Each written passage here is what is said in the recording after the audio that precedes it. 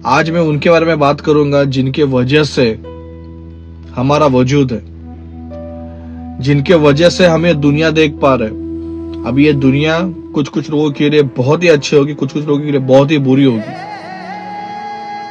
लेकिन वो दुनिया कैसी भी रहे, हम जिनके वजह से ये दुनिया देख पा रहे हैं, आज मैं उनके बारे में बात करने वाला हूं।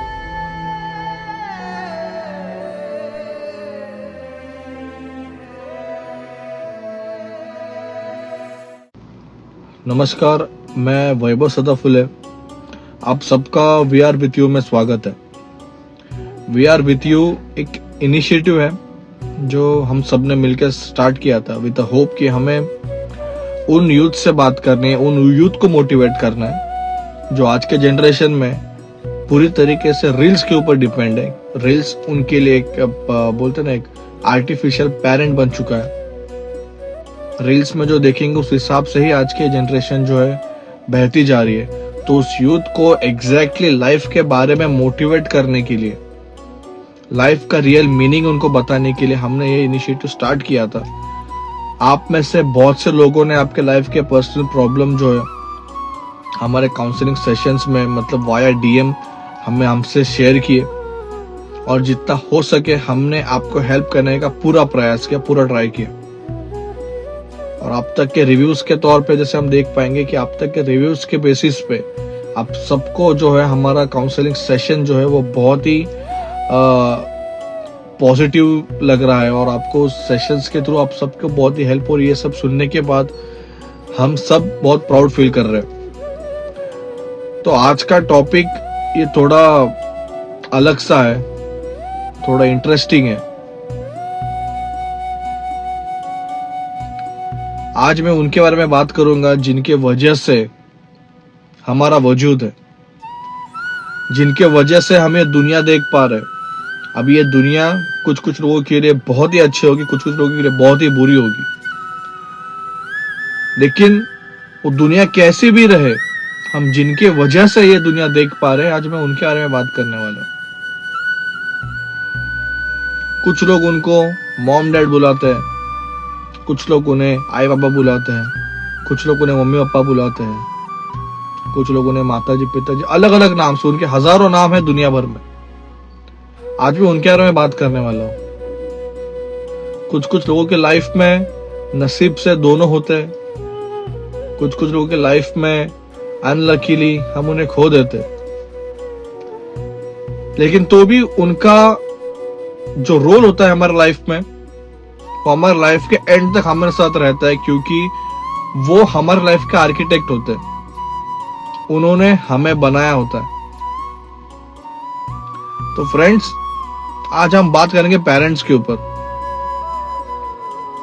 आई नो आज के जनरेशन्स के लिए ये सब टॉपिक्स में मैं बात करता हूँ बहुत ही आपके हिसाब से बोरिंग लगते होंगे, लेकिन हमें इस पे बात करना बहुत ही इंपॉर्टेंट है।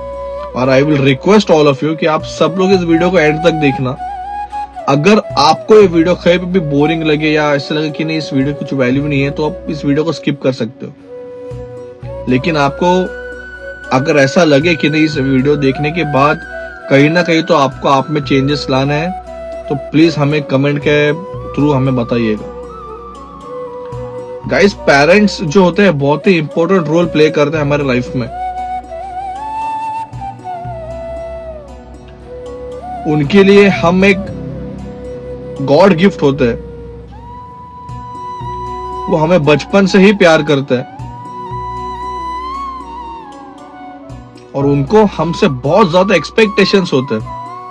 एक्सपेक्टेशंस इसलिए होते हैं क्योंकि उन्होंने ये लाइफ को जिया होता है एक मिड एज तक। उनको पता होता है कि लाइफ कितनी टर्नेबल है, मतलब लाइफ के हर मोमेंट पे कैसे अप्स एंड डाउन्स आएंगे, लाइफ में कैसे चैलेंजेस को हमें फेस करना है। उन्होंने सब उस चीजों को फेस किया होता है, और वो स्ट्रगल, वो चैलेंजेस हमारे लाइफ में भी आएंगे, उनको पता होता है।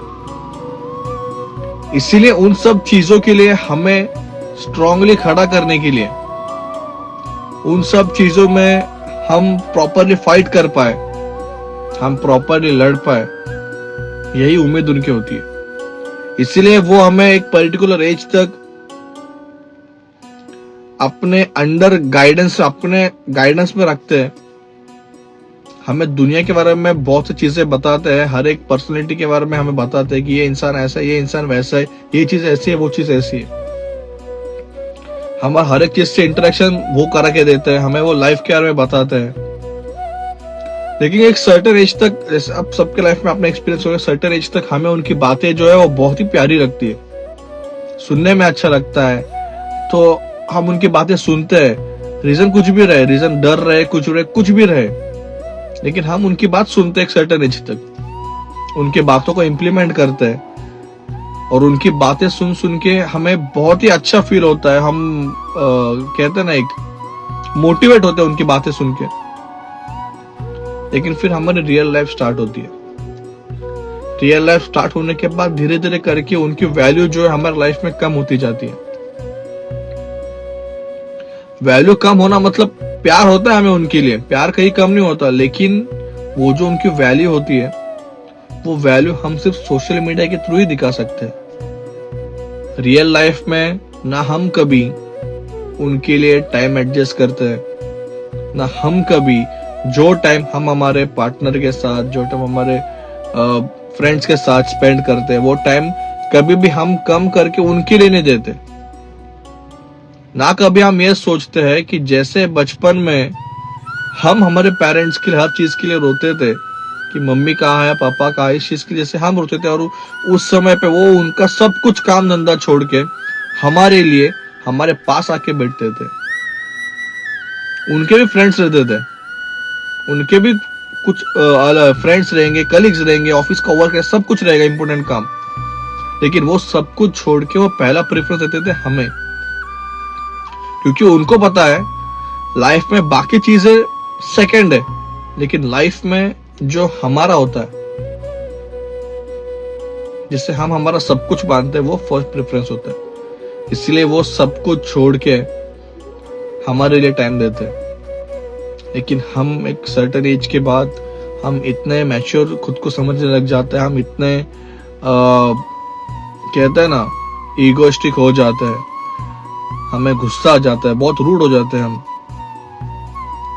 कि हम उनकी फीलिंग्स को समझ ही नहीं पाते या समझने का प्रयास नहीं करते। तो सर्टेन एज का टाइम निकल जाता है, वो उनके काम में फिर बिजी हो जाते हैं। वो बहुत ट्राई करते हैं कि वो हमसे इंटरेक्ट करे, कम्युनिकेट करे, लेकिन हमारे रिएक्शंस देखने के बाद कहीं ना कहीं तो उनके दिल में एक फीलिंग पैदा होना स्टार्ट हो जाती है कि कहीं ना कहीं उनको ये फील होता है कि अब हम हमारे बच्चों के लिए एक बोझ बन चुके हैं। और जिस पेरेंट्स के दिल में ये फीलिंग एक बार बनना स्टार्ट हो गई, तो वो रुकती नहीं। तो वो पेरेंट्स हर बार एक बोलता ना, एक होप रखता है दिल में कि नहीं, मेरा लड़का, मेरी लड़की, मेरे बच्चे कुछ ना कुछ तो करके हमारे लिए टाइम निकालेंगे, हमसे बात करेंगे। लेकिन ऐसा होता नहीं। फिर वो भी आपके लिए ही स्ट्रगल के दौर में निकल जाता है। वो उनके लाइफ में बिजी हो जाते हैं और आप आपके लाइफ में बिजी हो जाते हो। फिर एक सर्टेन लाइफ में एक सर्टेन एज आता है गाइस। अभी ये जो मैं बोल रहा हूँ, ये बहुत ही सेशन का पूरा इंपॉर्टेंट पार्ट ये है। लाइफ में एक ऐसा मोमेंट आ जाता है कि जिस मोमेंट को मेरे हिसाब से हम एक नेगेटिव नाम दे सकते हैं। एक फेज को, इस फेज को बहुत ही नेगेटिव नाम दे, नेगेटिव फेज आप बोल सकते हैं। एक ऐसा फेज हर एक लाइफ में आता है जिस फेज में आप आपके लाइफ के स्ट्रगलिंग पॉइंट के टॉप पे रहोगे। उस समय पे, उस पर्टिकुलर एज में आप आपके फैमिली के उन जनरेशन्स में से एक लोगों को गंवाने का स्टार्ट कर दोगे जिनके साथ आपने पूरी लाइफ स्पेंड की थी बचपन से। एक एक करके वो इंसान आपको छोड़ते जाएंगे जिनके साथ आपकी लाखों करोड़ों मेमोरीज रहेंगी। और उन इंसानों में से कभी कभी वो इंसान आपके पेरेंट्स भी हो सकते हैं। हमने कभी सोचा नहीं रहता है, और डेथ जो रहता है, मृत्यु भी किसी के हाथ में नहीं होता है, और प्लान्ड नहीं होता। कि जिसका जब होना है उस समय उसका वो हो जाता है और हम कुछ नहीं कर पाते। तो उस मोमेंट पे हमें रियलाइज होता है कि हमने लाइफ में क्या खोया है। आज हम एक सोशल मीडिया पे गेम खेलने के लिए खुद के 2-3 घंटे गवा देते हैं। मोबाइल्स पे गेम खेलना है, फ्रेंड्स के साथ घूमना है, तो पूरा दिन का शेड्यूल जो रहता है हमारा, जो पर्टिकुलर टाइम हमें हमारे पेरेंट्स को देना चाहिए, उस समय पे हम वो पर्टिकुलर टाइम जो है वो यूजलेस चीजों में हम वेस्ट कर देते हैं। जैसे कि बहुत से बच्चों को गेमिंग का शौक होता है, उस गेम के इसमें वो उस टाइम को वेस्ट कर देते हैं। बहुत सी चीजों को फ्रेंड्स में के साथ घूमना पसंद होता है, फ्रेंड्स के साथ टाइम स्पेंड करना पसंद होता है, उन चीजों में वो मोमेंट को आप खो देते हो। बहुत से लोगों को बॉयफ्रेंड गर्लफ्रेंड के इसमें मतलब उस पर्टिकुलर मोमेंट में रहना पसंद रहता है, तो उसके लिए आप वो पर्टिकुलर टाइम वेस्ट करते हो जो टाइम आपको आपके पेरेंट्स के लिए देना होता है। गाइस, फ्रेंड्स एंड ऑल वो सब आपके लाइफ में, फ्रेंड्स, गर्लफ्रेंड, बॉयफ्रेंड्स, आपका मोबाइल गेम, ये सब आपके लाइफ में टेम्पररी होते हैं। Nothing is permanent. लेकिन इस टेम्पररी लाइफ में भी जो आपके लिए सबसे ज्यादा इंपॉर्टेंट होना चाहिए, वो मतलब आपके पेरेंट्स, जिनके साथ आपने आपके लाइफ के सबसे ज्यादा मोमेंट्स बिताए होते हैं, उनके लिए आपके पास कोई टाइम नहीं होता। और एंड ऑफ द डे जब वो आपको छोड़ के जाएंगे, तब हमारे पास रिग्रेट के अलावा कुछ नहीं बचता। हम सिर्फ ये रिग्रेट करते रहते, ये सोचते रहते कि काश अगर मैंने कुछ समय निकाला होता, काश मैंने ये सब चीजें ना की होती, काश मैंने मेरे पेरेंट्स के लिए टाइम दिया होता, तो शायद से आज मैं उनके साथ कुछ ज्यादा टाइम स्पेंड कर पाता। गाइस, ये लाइफ बहुत ही गंदी तरीके से बनाई गई है, बहुत ही गंदी तरीके से प्लान की गई है। कब किसी का क्या होगा, कब हमारा बहुत ही क्लोज इंसान हमें छोड़ के जाएगा, ये कुछ फिक्स नहीं होता है। गर्लफ्रेंड बॉयफ्रेंड के साथ ब्रेकअप होने के बाद हम बहुत रोते हैं, लेकिन हम कभी ये महसूस नहीं करते कि 1-2 साल का वो प्यार, जो जिसको हम प्यार कहते हैं, वो टेम्पररी अट्रैक्शन जो होता है 1-2 साल का, वो जाने के बाद हमें इतना हर्ट होता है हमसे दूर जाने के बाद। तो सोचिए, जो पेरेंट्स हमें उंगली पकड़ के चलना सिखाते हैं, जो पेरेंट्स हमारे साथ हमारे बर्थ टाइम से होते हैं, उनको कितना हर्ट होता होगा 15-16 साल के बाद उनका लड़का लड़की जब बड़े होते हैं, मतलब खुद को बड़े समझ लग जाते हैं और वो किसी और के हो जाते हैं, जो उनसे दूरियां बनाने का स्टार्ट करते हैं, तब उस पेरेंट्स को कितना दुख होता होगा, ये आपको थोड़ा फील करना होगा। हम मूवीज देख के हमें एक दिन के लिए पेरेंट्स के बारे में बहुत ही इमोशनल फील होता है, हम बहुत रोते हैं, हमें बहुत ही इमोशनल लगता है। लेकिन रियल लाइफ में क्या? अरे हम रियल लाइफ में मदर्स डे, फादर्स डे छोड़ के कभी पेरेंट्स के लिए एक दिन का स्टेटस भी नहीं डाल सकते। ये हम कहते ना, ये हमारे लाइफ में उनके लिए वैल्यू है। भले हम मदर्स डे के दिन, फादर्स डे के दिन, उनके बर्थडे के दिन बहुत कुछ बड़े बड़े नोट्स लिखे, this and that, I love you and all, लेकिन रेस्ट ऑफ द डेज क्या? आई नो स्टेटस बेटस इतना वैल्यूएबल नहीं है, लेकिन एक उनको वो चीजें पसंद होती है। उनके लिए सोशल मीडिया जो है, जो हम बहुत टाइम से यूज करें, उनके लिए सोशल मीडिया एक बहुत ही नई चीज है। उनको बहुत स्पेशल फील होता है जब उनका लड़का, उनकी लड़की, उनके बच्चे जब उनके लिए कोई पोस्ट डालते हैं, कुछ लिखते हैं, बहुत स्पेशल उनको फील होता है। तो ये चीजें करा कीजिए। और वो जनरेशन जो है हमारे पेरेंट्स, वो उस जनरेशन में से है, वो जो थोड़ा शायद टाइप ऑफ जनरेशन है, मतलब उनको जो चाहिए वो बताया नहीं है, मतलब वो बताया नहीं करते। वो हमें फील करना होता है कि एग्जैक्टली इनको क्या चाहिए।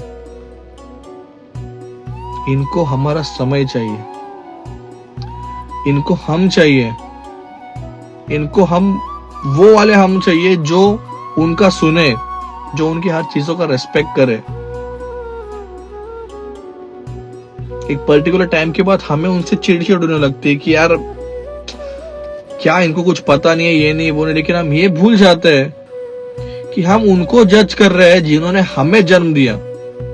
जिन्होंने हमें बनाया, हम उनको जज करें कि इसको कुछ पता नहीं, इनको कुछ पता नहीं, इनको मम्मी को पता नहीं, डैड को कुछ पता नहीं, हम जज कर रहे हैं। हम होते कौन है उनको जज करने वाले? गाइस, मैं सिर्फ इतना ही कहूंगा,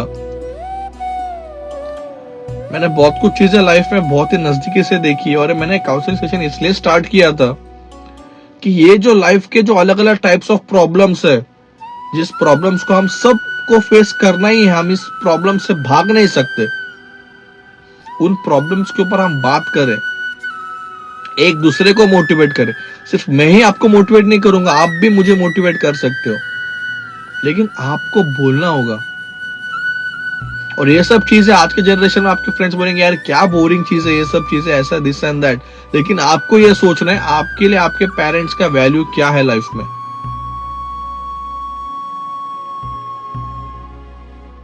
इंसान एक बार जाने के बाद वापस कभी नहीं आता। जब तक वो है तब तक उससे प्यार करो, प्यार से बात करो, उसकी रिस्पेक्ट करो।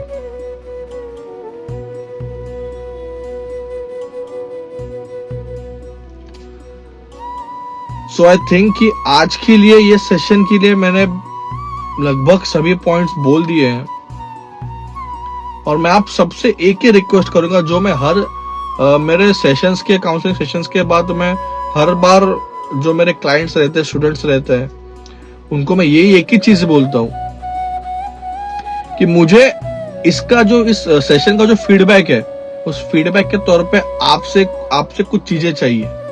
एक ही चीज मैं आपसे मांगूंगा और कुछ एक्स्ट्रा नहीं मांगूंगा, एक ही चीज मुझे आपसे चाहिए। वो चीज है कि अगर आप घर पे रहोगे तो वेल एंड गुड, अगर आप बाहर रहोगे तो घर पे जाने के बाद आपके जो पेरेंट्स है उनको एक बार हग करना, उनको एक बार, अगर आपको सपोज हग करने के लिए शाय फील हो रहा है तो उनको लेटर के थ्रू लिखिए, उनके लिए एक लेटर लिखिए जो आप उनके लिए फील करते हो। उनको रियलाइज होने दो कि आप उनसे कितना बेइंतहा प्यार करते हो। सिर्फ दिल में रख के वो प्यार रखे उसकी कोई ये नहीं होती, हमें उस प्यार को बताना होता है, हमें उस प्यार को जताना होता है। तो आप उस फीलिंग को, उस लव वाली फीलिंग को, आपके पेरेंट्स के लिए वाली फीलिंग जो है आपके दिल में, उसको एक लेटर के थ्रू लिखिए, या हो सके तो उनको बोल के दिखाइए, उनको स्पेशल फील होने दीजिए, और हो सके तो उनको हग करने के बाद उनसे थोड़े टाइम के लिए, तो आधा एक घंटा, तो उनसे इतना सब मेमोरीज आपके बचपन के जो उनके साथ वाले सब मेमोरीज का बारे में बात करते रहिए, उनको स्पेशल फील करवाइए। अगर आप ये करोगे तो शायद से मेरे ये सेशन का कुछ तो आउटपुट मुझे मिला है, ये मैं समझ पाऊंगा। एंड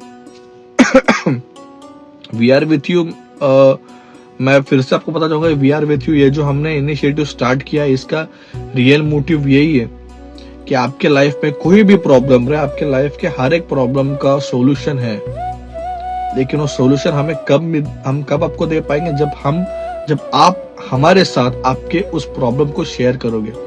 और I assure you, I promise you कि आपकी कोई भी चीज है, जो प्रॉब्लम्स आपने मुझसे शेयर की है, कोई भी चीज है किसी भी थर्ड पर्सन के पास जाएगी नहीं, ये मेरी गारंटी मैं आपको देता हूं।